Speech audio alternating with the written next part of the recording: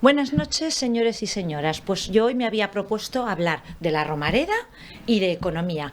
Economía, salario mínimo interprofesional, pero tengo que hacerle un guiño a José Ignacio Senao, que como cada vez que viene en el programa pues estamos en el tema de tanta actualidad que es el sí es sí, pues hoy simplemente les voy a hacer una mención porque es que si no nos enrocamos en este asunto que es muy importante, pero bueno, hay otros también. Entonces decir que bueno, pues José Ignacio y Enrique Bernaz, que lo recordarán de algún miércoles, pues yo pregunté, ¿tan difícil es cambiar una ley si no está funcionando?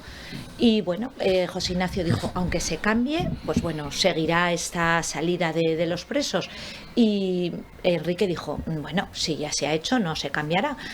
¿Qué es lo que ha pasado? Pues que al final Unidas Podemos, Podemos está en que la ley es buena y no van a cambiarla. Y el PSOE, pues bueno, pues un poco, no sé, si tendrán ustedes que dando sus bandazos, no dando sus bandazos o rectificando, ustedes valorarán, pues sí que ha decidido que esa ley se ha de cambiar. Ya veremos qué problemas le supone eso con sus socios. Pero bueno, dicho esto, porque el otro día pues se quedó ahí como un poquito de apuesta entre José Ignacio y Enrique, pues lo digo. Dicho esto, voy a pasar a presentar a mis contertulios, que además tengo Guillermo Lázaro, buenas noches. Buenas noches. He tenido aquí en el programa, pero al que hacía mucho tiempo que no teníamos como tertuliano era Julio Calvo. Hola, muy buenas. Sí, es verdad que me resistía, ¿verdad? Te resistías. Ahora que es candidato ya... Ahora que es candidato, yo creo que lo veremos alguna vez, pero he de decir que Julio, tanto Julio como tú, habéis venido siempre a las duras y a las maduras. Sí. Eso es importante también de decir y cosa que os agradezco mucho. Entonces, bueno, voy a poneros los dos temas, así pues un poquito los centramos. Tema Romareda, que me explicaréis porque creo que es importante, y luego hoy he estado en una reunión que imagino que al hilo del salario mínimo interprofesional que ha subido, eso sí, sin contar con la patronal, que han sido, bueno, pues unos actores que se han quedado fuera. Me pregunto, han comentado esta mañana Fundación La Caixa en COE, en una charla que había en Aragón, vamos a acotar un poco, 3.500 puestos de trabajo que estaban a la espera de haber personal, es decir, 3.500 puestos de trabajo vacantes.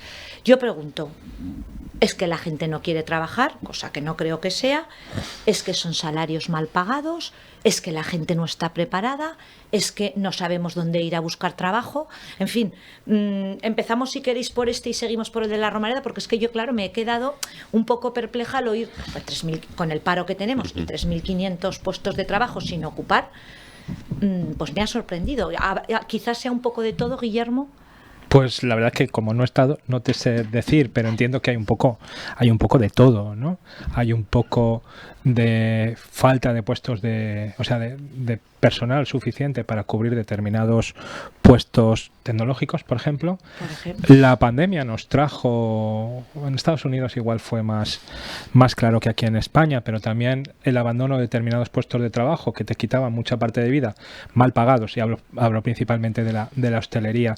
Es verdad que en la hostelería sí que está habiendo dificultades de contratar gente, pero ahí seguramente son las condiciones de trabajo, y cuando tienes pues más puestos de trabajo a tu disposición, pues eliges lo que es mejor también para tu vida personal, ¿no? Ya no solo el tema salarial, sino también el tema personal, de dejar de trabajar fines de semana, de dejar de trabajar por las noches.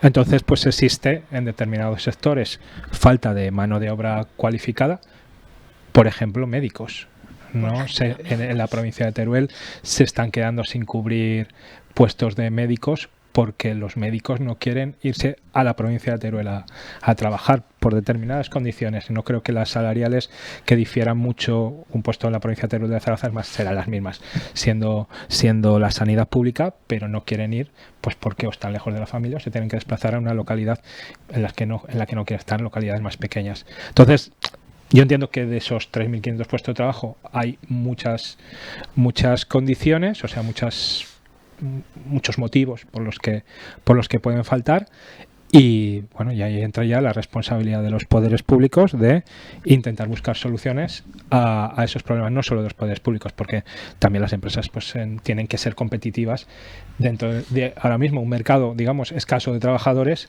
para atraerlos. Sí, sí, bueno, de hecho yo creo que el tema de la hostelería, que es donde efectivamente hay mucha demanda, también está cambiando horarios, nos estamos volviendo muy europeos. A lo mejor tiene que ver esto, pero vamos, que ahí están las cifras. Julio. Sí, pues a mí la verdad es que me gustaría conocer el informe de la COE por desentrañar un poco la verdad es que los detalles, desentrañar un poco los detalles para saber efectivamente cuáles son las causas de que existan todos estos puestos de trabajo sin cubrir. Hay una cosa que acaba de decir Guillermo, y es que efectivamente los médicos no quieren ir, por ejemplo, a la provincia de Teruel, y sin embargo son decenas de miles los médicos y enfermeros o enfermeras, sanitarios en general, que se están yendo al extranjero, es decir, prefieren irse a trabajar al extranjero que no a la provincia de Teruel, que la tenemos aquí al lado.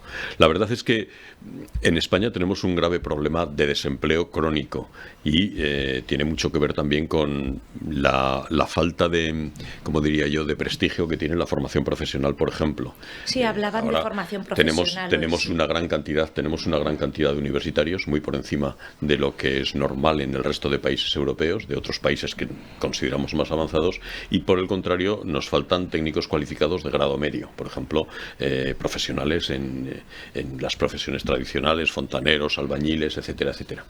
Sí que es cierto que ahora nos estamos encontrando con un grave problema de rentas en España, y un grave problema de rentas ahora que se está hablando de la subida del salario mínimo interprofesional. Es verdad, hay un grave un grave problema de rentas porque los salarios son muy bajos. Ahora mismo la pensión media está por encima, o hay muchos pensionistas que están cobrando mucho más que trabajadores que están en activo.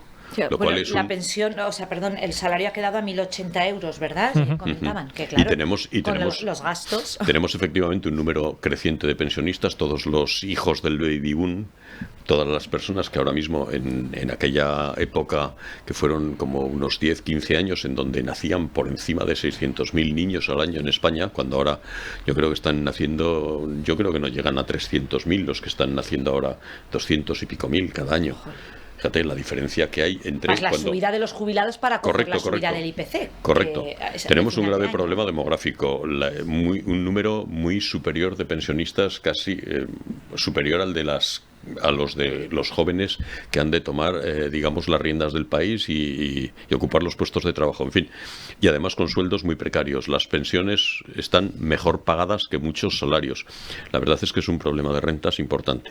El tema del salario mínimo interprofesional. Hombre, todos nos podemos alegrar de que efectivamente haya muchos trabajadores que mejoren sus expectativas y sus condiciones de vida, pero no hay que olvidar también que esto tiene otra contrapartida, y es que, por ejemplo, va a haber muchos pensionistas que no van a poder tener el servicio doméstico o la ayuda a la que están acostumbrados y que necesitan, además, porque con sus pensiones a lo mejor no pueden pagar los costes laborales de estas personas que les ayuden. Empresas, a lo mejor las empresas, los agricultores, los agricultores que contratan temporeros, que es una mano de obra muy poco cualificada, que efectivamente sus salarios o sus sueldos son prácticamente el salario mínimo interprofesional o poco más, y que tampoco van a poder contratar este tipo de personas. Realmente son problemas todos entrelazados de muy difícil solución, y otro problema que para mí es una de las claves.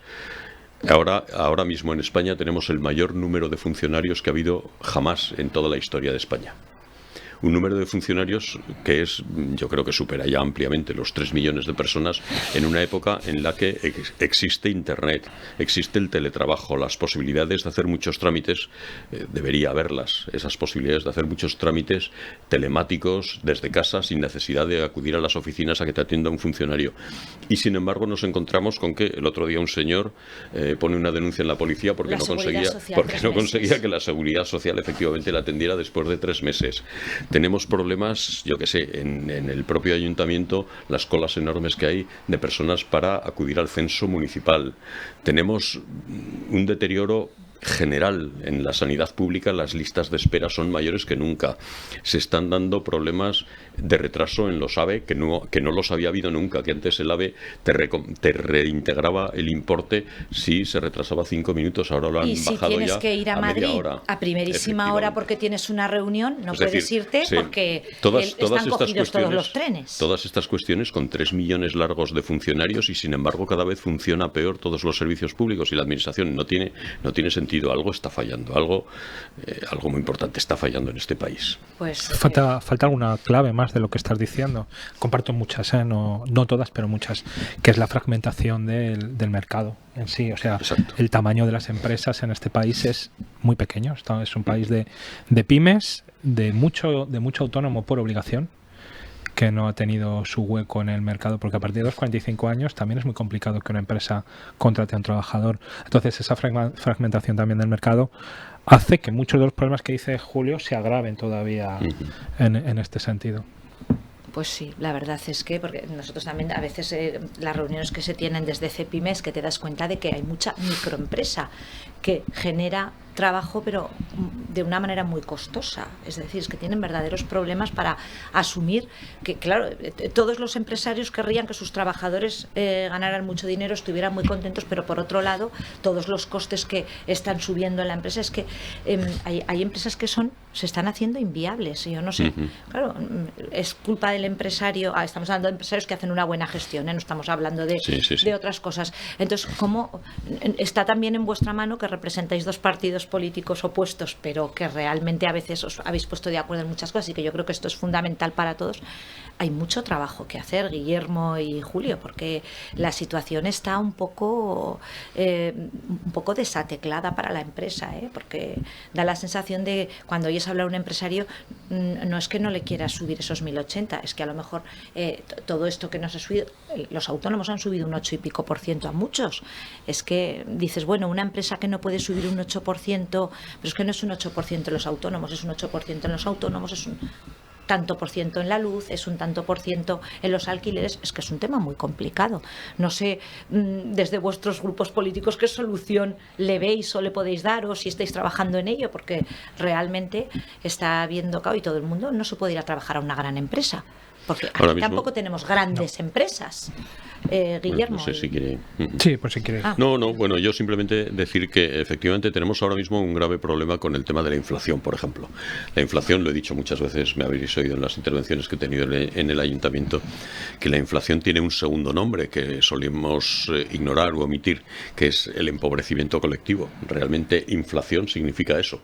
Sí. Que todos colectivamente, se trabaja pero no se llega a fin de mes. Todos de manera general nos estamos empobreciendo, es decir, que con el mismo dinero cada vez podemos comprar menos cosas, porque esas cosas son cada vez más caras. Y eso es, inflación significa eso en definitiva, empobrecimiento colectivo, claro. Entonces, la solución fácil, que no es solución porque no soluciona absolutamente nada, dice, bueno, como cada vez podemos comprar menos cosas y los salarios cada vez nos dan para menos, pues vamos a subir los salarios. Vamos a ver, pero si alguien piensa que en una situación de estas la subida generalizada de salarios va a compensar la inflación, es que se equivoca en las causas de la inflación. O sea, la inflación, los orígenes de la inflación son mucho más profundos y más graves, porque automáticamente, si ahora mismo subiéramos, es una hipótesis de trabajo, imaginémonos que subiéramos todos los salarios de todos los trabajadores del país, todas las pensiones de todos los pensionistas del país, en el mismo porcentaje que ha subido la inflación. ¿Alguien cree que con eso se solucionaría? No. Al mes siguiente o a los pocos días los precios volverían a subir, porque no caben esas fórmulas, no existen. O sea, el problema de la inflación es un problema mucho más grave, que tiene que ver con la productividad, con la disponibilidad de materias primas, con la disponibilidad. Habrá que cambiar un poco el sistema de trabajo, porque claro, se ha subido el salario mínimo y estaban hablando que las hipotecas han subido un 300 euros en algunos casos. Ante problemas de estos no caben las soluciones cosméticas ni las soluciones populistas. Lo que hacen falta son cambios estructurales, y los cambios estructurales, primero, son muy lentos, no tienen efectos inmediatos. Segundo, generan muchas resistencias, por supuesto, porque hay muchas inercias que hay que vencer. O sea, nos enfrentamos a problemas graves. Se suele criticar mucho al ministro Montoro. ¿Os acordáis después de la etapa de Zapatero, Bueno, yo siempre he pensado que por muy antipático que nos resulte el ministro Montero, el exministro Montoro, realmente fue un buen ministro, un gran ministro, y lo lamentable es que ahora cuando pase la época de Pedro Sánchez, es que vamos a necesitar otro ministro Montoro. Y tendremos suerte si lo encontramos. Será una bendición si conseguimos encontrarlo. Pues bueno, creo que las causas de inflación vienen determinadas no exclusivamente por la guerra de Ucrania. No, hombre, sí. Porque la subida de la inflación iba viniendo antes, pero las agrava especialmente la guerra de Ucrania. En la salida pospandémica, lo que se produce es de repente un incremento, una petición de número de pedidos de numerosos productos, y hablamos, por ejemplo, de productos tecnológicos, que lo que provoca es, primero hubo una crisis de distribución mundial en la que no daba abasto para llegar los materiales, no llegaban las materias primas, y luego hay un desabastecimiento de materias primas. Lo que dice Julio, ¿no? A mí me parece interesante. Cualquier salida no es lenta, y lo que no hay que caer tampoco es en soluciones populistas. Nosotros, por ejemplo, ahora hemos llevado, que se tiró abajo al ayuntamiento, que Zaragoza tenía que tener una estrategia de hidrógeno. ¿Por qué hidrógeno? Cuando está todo el mundo hablando de la electrificación de los vehículos, entendemos que las materias primas que existen hoy en día para a todos los vehículos descarbonizarlos no pueden pasar solo por la electricidad, especialmente el transporte de alta capacidad. Y en el hidrógeno tenemos una solución. Sí, tenemos una solución. Aparte de que España, Aragón son bastante potentes en la investigación de hidrógeno, pues hay países que están ya muy avanzados. China, Japón, están dejando la electricidad de un lado, de los vehículos eléctricos por un lado, y están recurriendo al hidrógeno. Tiene problemas el hidrógeno de almacenamiento, tiene problemas de pérdidas del hidrógeno en la cadena de transporte, pero aquí, por ejemplo, en la Universidad de Zaragoza tenemos proyectos de investigación muy importantes relacionados con el hidrógeno. Si nos ponemos en una solución, pero ahí yo creo que tiene que ser un acuerdo que no puede ser una propuesta de un partido, que al final tiene que ser algo asumido por todos, por la inmensa mayoría de partidos. Es decir, Zaragoza puede apostar por ser fuerte en el hidrógeno y generar, pues eso. Es que hemos de volver a captar o sea, lo hemos hablado muchas veces y ha coincidido, que además lo he hablado con los dos por otros asuntos, la reindustrialización. Es que hemos dejado todo en manos de China.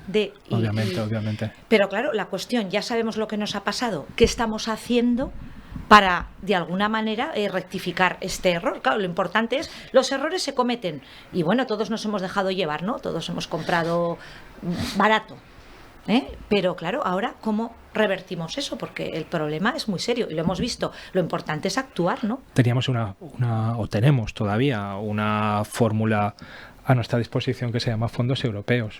El problema es que en Zaragoza, yo voy a hablar de lo que conozco, ¿no? En Zaragoza, recurrir a los fondos europeos para traer proyectos que cambien verdaderamente la economía productiva no se ha producido, ¿no? Ahí yo creo que hemos coincidido bastante con Julio, pese a las distancias ideológicas que tenemos en todo el tema de, bueno, lo conoces también bien, ¿no? Sí. De polígonos industriales. Ahí, por ejemplo, Vox fue el primer grupo en el ayuntamiento que puso esa necesidad encima de la mesa. Nosotros creo que hemos avanzado en otras líneas similares, parecidas, pero creo que ha faltado. O sea, aquí en Zaragoza al comercio se le está apoyando de una manera excesiva en relación al peso en la economía real que tiene el comercio, y lo que muchas veces decimos: al final, si no tenemos industria, vamos a tener un comercio potentísimo que va a vender cosas fabricadas en China. Y que no se va a poder comprar, precisamente por lo que decía. Claro, todo sube y al final los salarios no suben, no nos pueden subir proporcionalmente a lo que nos están subiendo los gastos, y claro, el consumo se va a retraer. Es que esto cualquiera lo puede entender, y al final, ¿quién va a ir a comprarse una chaqueta? ¿Quién va a ir a comprar comida? ¿Quién va a ir? Porque iremos todos haciendo numeritos y cuentas para llegar, que ya se está haciendo. Pero el problema es que no producimos cuestiones propias. ¿Cómo vamos a exportar algo que no somos capaces de producir? Al revés, tenemos que ir a comprarlo. Y cuando tenemos que ir a comprarlo, y esto se vio en la pandemia, cuando tuvimos que ir a comprar mascarillas o material sanitario a Asia, no solo España, ¿no? Sino en general la Unión Europea. Es un problema de Europa. En general la Unión Europea, ¿no? La situación de la Unión Europea como potencia estratégica, pues es un desastre. En lo tecnológico está retrasadísima. No hay ni una sola empresa tecnológica en Europa capaz de competir con las grandes americanas y con las grandes asiáticas, ninguna. Lo mismo en la fabricación de este tipo de material. De repente tuvimos que recurrir a mercados rarísimos, extrañísimos.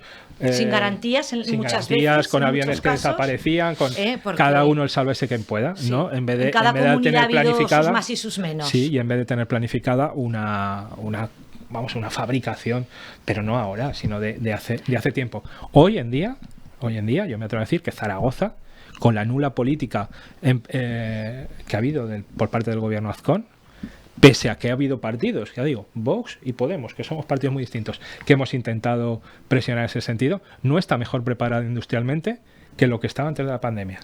Más bien diría que al revés, porque hay ciudades que sí que se han puesto las pilas, pero Zaragoza no lo ha hecho. Pues deberíamos de hacerlo, Julio. Si quieres añadir algo antes de entrar al tema de la Romareda. Sí, yo recuerdo, al hilo de lo que estaba diciendo Guillermo, recuerdo una conversación que tuvimos en uno de los bares del polígono de Malpica. Estábamos ahí hablando con varios de los industriales, de los empresarios de ahí del polígono. Y era en la época de la pandemia, precisamente, cuando estábamos hablando del tema de los respiradores, que yo decía, es imposible que en España ahora tengamos déficit de respiradores cuando es una tecnología realmente accesible, digo, con la cantidad de empresas que tenemos, la cantidad de ingenieros industriales. Y hablando de esto con los empresarios, yo les decía, no me digáis que no es posible fabricarlos. Y dice, por supuesto que sí. Dice, aquí en el polígono de Malpica hubiéramos sido capaces de fabricar respiradores, pero vamos, enseguida, en una semana los teníamos desde el diseño hasta ya fabricados. Dice, porque yo puedo poner en marcha, yo qué sé, los motores, el otro podía poner la carcasa, el otro los mandos, el otro el aparataje electrónico. O sea, se frenó por la burocracia. Había unas cuantas, efectivamente, y hablaban de que, bueno, allí en un entorno de escasamente unos pocos cientos de metros había varias empresas que si se hubieran pusto de acuerdo, y se podían haber puesto de acuerdo fácilmente, porque se conocen, y más en un momento de tanta necesidad. Porque se conocen, porque comparten el bar, hablan a menudo entre ellos, saben lo que fabrica cada uno de ellos, y decían, claro que podíamos haberlo fabricado. Dice, nadie nos los ha pedido, por supuesto. Dice, pero es que aquellos que han fabricado o que han generado modelos han tenido problemas luego para su homologación por parte del Ministerio de Sanidad.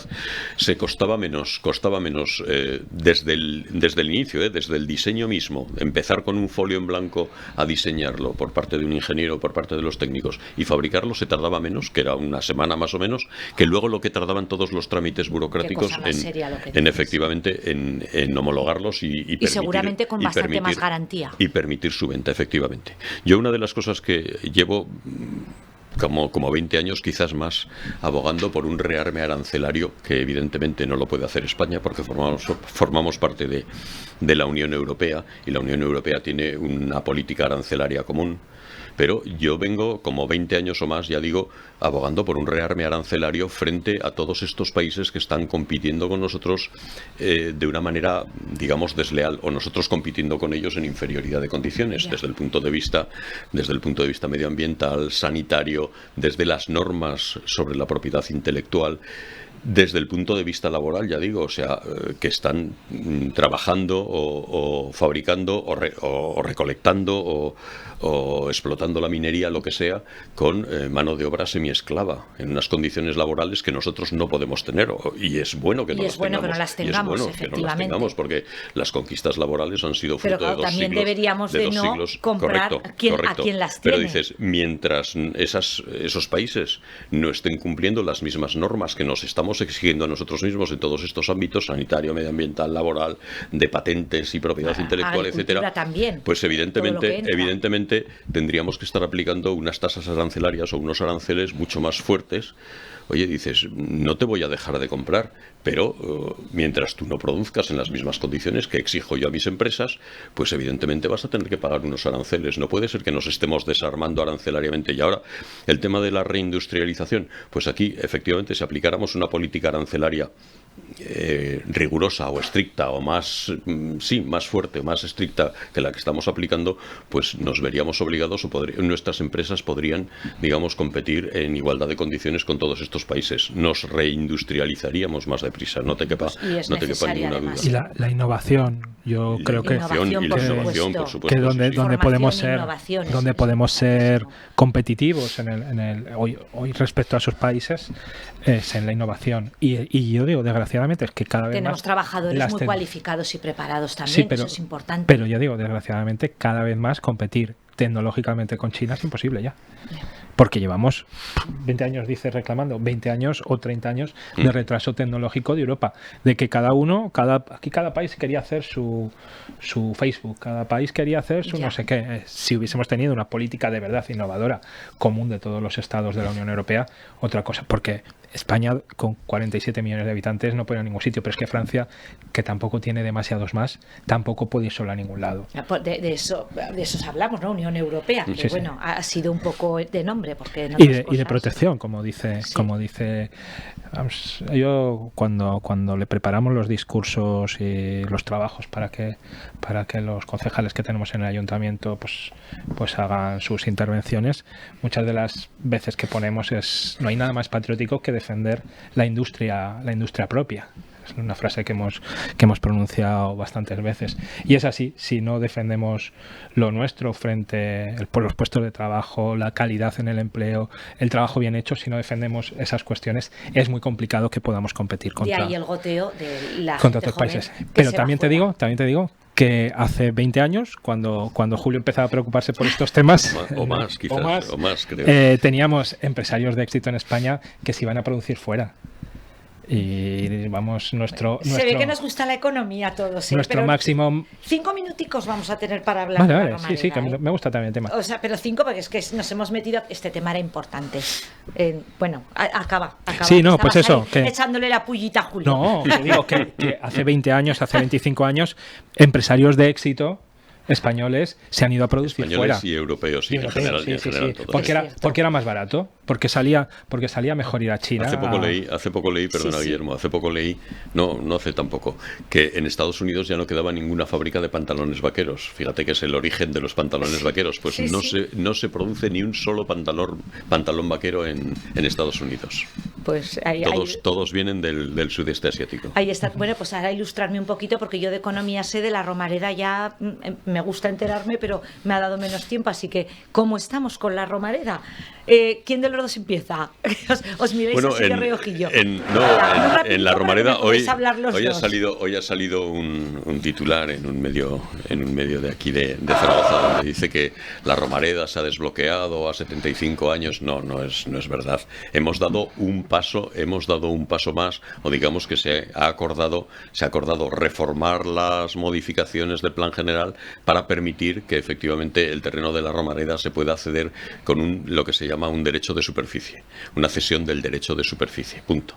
Pero ni se han acotado los plazos, ni se ha acotado el canon, ni se han acotado ni siquiera las inversiones que hay que hacer. Es decir, ahora únicamente, y de momento todavía no se ha hecho, se ha dado permiso, digamos, al área de urbanismo para que elabore una modificación del plan general para que todos esos suelos de la Romareda puedan ser objetos de una cesión del derecho de superficie, que es un tecnicismo jurídico. He de decir, Julio, que me he enterado así de poquito, a ver si Guillermo me lo aclara un poco más. Hay varios, o dímelo tú así en dos palabras. Hay varios supuestos: la concesión de dominio público, la concesión de obra pública y la constitución de un derecho de superficie, y cada uno de ellos con sus distintos plazos. Que los plazos son, digamos, lo determinante para que la empresa o el club o quien sea que efectivamente sea el adjudicatario usuario final, pues pueda amortizar o rentabilizar la inversión que tiene que hacer. Los plazos son... Eso es. Cuando vas al médico y dices, oiga, doctor, dígame de verdad qué tengo al final. Exacto. Pues esto, ahora me lo has dicho. Guillermo, tu punto de vista de la Pues hoy hemos dado un paso más para Podemos, que venía votando con los distintos grupos de la derecha en este asunto, después de llegar a acuerdos con el gobierno, de ligarlo todo a una operación de la ciudad del deporte para que todo no fuese fútbol, sino que el resto de deportes, el resto de competiciones, el resto de disciplinas también se viese favorecido. Sí, que la Romareda pudiera participar en otras actividades. Eso es, sí. Y habíamos llegado a dos acuerdos. En este programa. Llegamos a dos acuerdos con el gobierno. Uno, que la Romareda, tanto el suelo, como además lo especificamos mucho porque queríamos dejar que el derecho de superficie, que es lo que finalmente parece que se va a optar, queríamos dejar fuera esa operación. Llegamos a ese acuerdo y dejamos que tanto suelo como alzado, ¿no? Como edificio, que fuese siempre público, ¿no? Cosa que con lo que hoy se ha aprobado seguramente deje de ser público lo que es el estadio durante 70-75 años. Y llegamos a otro acuerdo que, dado que el Ayuntamiento de Zaragoza va a poner en esa construcción, va a poner el suelo, que valoramos entre el propio valor del suelo, los técnicos municipales en el último informe en el año 2019-2020, lo valoraron en 60 millones, 59 y pico para ser exactos, y los usos terciarios que se incorporaban en esta parcela, que a consecuencia de una alegación del Zaragoza cambia esa calificación del suelo, pues nosotros lo valoramos también más o menos por los informes técnicos en otros 15 millones. Pues estamos hablando de 75-80 millones de euros que el ayuntamiento pone en esa operación. Cuando el ayuntamiento... Son unos cuantos euricos, ¿eh? Sí, y el ayuntamiento cuando hace esa operación, según un informe que nos pasa el Zaragoza, para recibir única y exclusivamente 500.000 euros anuales, según la memoria económica del propio club, el que ha presentado en la alegación, que ha sido aprobada hoy, 500.000 euros anuales durante 75 años, es lo que pedía el club, mientras el club va a ganar pues aproximadamente, en las cuentas que hemos hecho, según sus números, unos 16 millones de euros anuales. Está un poquito descompensado, ¿no? De ingresos. Y desde nuestro punto de vista está absolutamente descompensado. Para nosotros el debate no era cuántos años tiene que gestionar el estadio. Para nosotros es cómo y quién lo gestionaba. Nosotros hemos defendido todo el rato que, dado que el ayuntamiento ponía patrimonio suyo público en esa operación, tenía que conformarse una empresa pública, una empresa mixta que estuviese conformada por Real Zaragoza. Nosotros hubiésemos invitado al gobierno de Aragón para hacer la ciudad de deporte en el Parking Norte, que son terrenos suyos, y el Ayuntamiento de Zaragoza poniendo sus terrenos, a modo de la empresa que el alcalde a principio de legislatura defendía, que es la empresa que gestiona el campo del Athletic de Bilbao, San Mamés. Nosotros defendíamos esa operación. El ayuntamiento, el equipo de gobierno se ha cerrado en banda a que tiene que ser una gestión única y exclusiva por parte del club, y desde nuestro punto de vista esa privatización del estadio, aunque sea solo durante 75 años, supone una pérdida importantísima de patrimonio municipal, sobre todo en coste de oportunidad. Hay muy pocos equipamientos que pueden dar un rendimiento económico. Estamos hablando que un campo de fútbol puede dar unos 14, 15, 16 millones de euros anuales, anuales si descontemos 2 millones aproximadamente de gastos en esa gestión. 14 millones de euros en los números que hace el Zaragoza, porque el PSOE ha presentado otro informe en la que eleva realmente esos costes. Pues en la información del Zaragoza aproximadamente de unos 14 millones anuales. Pues el ayuntamiento, si pone de una operación, digamos, de 200, pone 80, pues le tenía que corresponder 5, ¿no?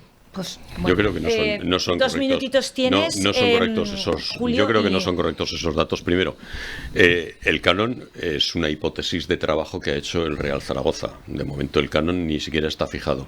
El tema de las inversiones hace unas previsiones de inversiones de 120 para el campo, más otros 20 para los usos terciarios, es decir, hoteles, cafeterías, etcétera, tiendas que se vayan a poner alrededor. Estamos hablando ya de 140 millones de inversión. que lógicamente hay que conseguir esa financiación, hay que ofrecer garantías a los inversores, o bien al sistema bancario o bien a los fondos de inversión para obtenerlos. El Zaragoza y aparte, el Real Zaragoza y aparte... Eso repercutiría en toda Zaragoza, tenéis puntos de vista diferentes. Sí, pero estamos hablando de que es una financiación que tiene que obtener el club o el adjudicatario que desde luego no va a salir de las arcas públicas. Es decir, una de nuestras condiciones era que ese dinero no tenía que salir de las arcas públicas, de los impuestos. Financiación privada. Exacto, del tipo financiación privada. Hay que tener en cuenta también que el Zaragoza ya parte con una deuda de 45 millones de euros, algo más de 45 millones, que también hay que amortizar en toda la operación. Luego está la diferencia entre si efectivamente se da una concesión administrativa. Ya en el año 2015, creo que fue, si poquitos meses antes de las elecciones de aquel año, que las perdió, el Partido Socialista propuso, y además luego lo paralizó Zaragoza en Común, propuso una concesión administrativa a dedo, sin licitación pública y a cambio de un canon de 225.000 euros al año al Real Zaragoza, una adjudicación directa por un plazo de, sorpréndete, 75 años. 75 años. Y hace poco, ya en esta corporación, en el año 2019, se firmó un convenio marco entre el Ayuntamiento y el Club y el Real Zaragoza, con un protocolo de intenciones en donde se hablaba de una hipotética o posible concesión administrativa de nuevo por un plazo de 75 años.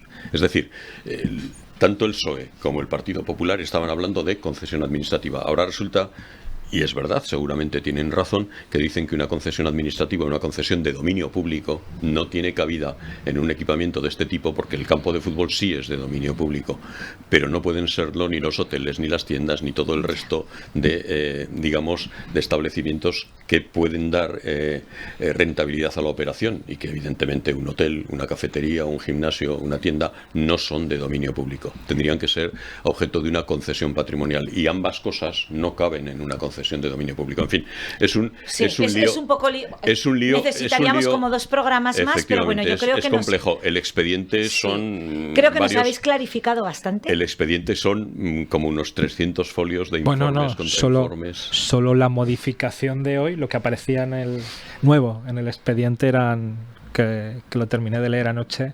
400, estaba foliado en el 417. Sí, pues por ahí yo decía unos 300. Sí, yo me he pegado todo el puente, los 3 días, y si sumo las horas que me ha llevado... Luego dirán que los políticos no trabajan, pero no es verdad, pues si sumo las horas que me he pegado leyendo todo esto, pues serán unas 14 o 15 horas las que me he pegado leyendo todo el expediente de la Romareda. Efectivamente es muy complejo, y todo el tema. Yo realmente es que no entiendo tampoco las reservas que tienen el resto de los partidos. Nos queda. Bueno, ya me dicen que no nos queda nada. La diferencia entre la concesión administrativa y el derecho de superficie, porque en definitiva los efectos prácticos para la ciudad son exactamente los mismos. Pues continuará. Nosotros es que apostamos por una empresa mixta. Todas las empresas mixtas que tiene el ayuntamiento han sido ruinosas. Bueno, alta velocidad, no entremos ahora al debate, que ya nos tenemos que ir. Chicos, que continuará, porque yo creo que os tendré algún día más en plató, así que... 15 horas de estudio dan para luego... Sí, ya veo, ya habéis venido aquí con la adrenalina subida.